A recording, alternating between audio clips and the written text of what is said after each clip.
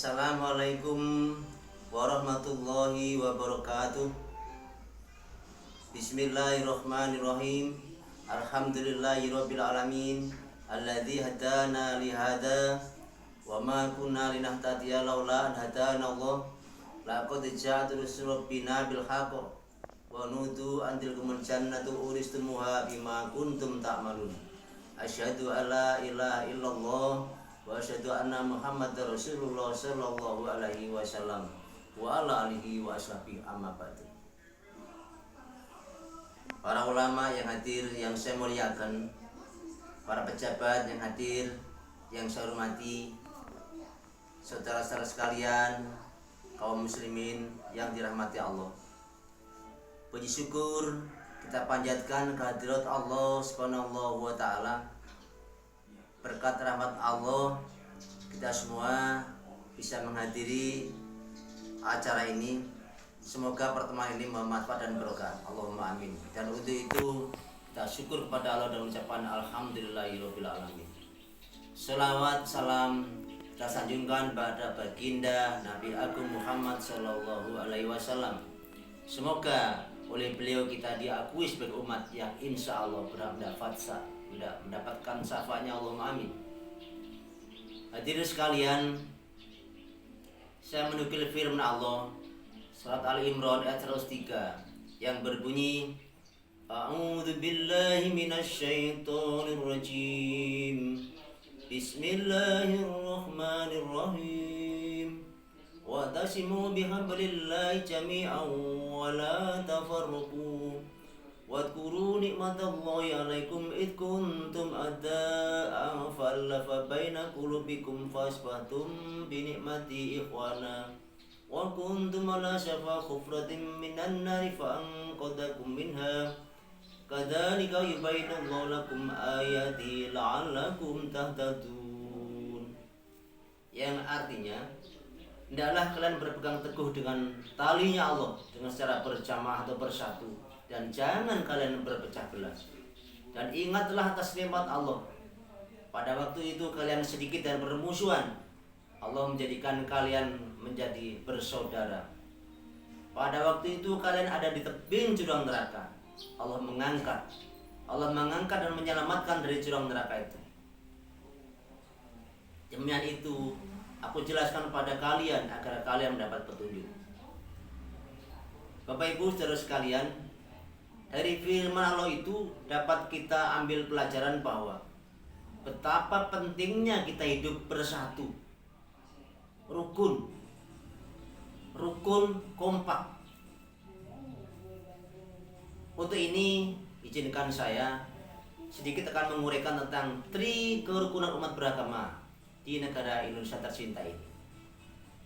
Bahwa sebagai bangsa yang besar, negara kita yang luas, kiranya sangat perlu sekali kita wujudkan kerukunan umat beragama di negara Indonesia tercinta ini. Satu, rukun internal umat beragama.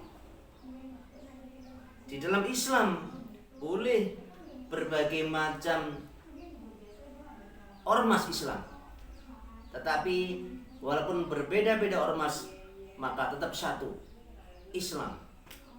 Allah satu, sholat kita sama, kiblat kita sama, puasa kita sama, haji kita sama. Ini hendaknya menjadikan pemicu bahwa Islam harus tetap bersatu, karena inilah yang pokok. Untuk itu bagaimana caranya agar kita bisa mewujudkan kerukunan internal umat beragama ini, khususnya sesama orang Islam, sehingga terwujudlah Islam yang kokoh di negara kita ini, yang kuat. Terlebih di negara kita ini, kaum muslimin adalah merupakan umat yang paling besar dibanding umat-umat yang lain. Maka sangat pas, dan memang harus begitu. Kita harus bersatu. Kita buktikan bahwa Islam adalah merupakan pilar yang terdepan di negara kita. Berikutnya adalah kerukunan antar umat beragama. Kita sama-sama tahu bahwa di negara kita itu ada 6 agama yang diakui oleh pemerintah.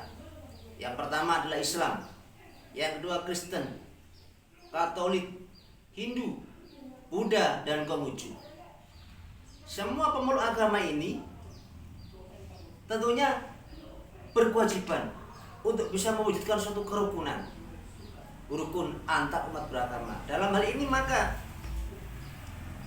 harus saling menghormati hak dan kewajiban masing-masing antar pemeluk agama.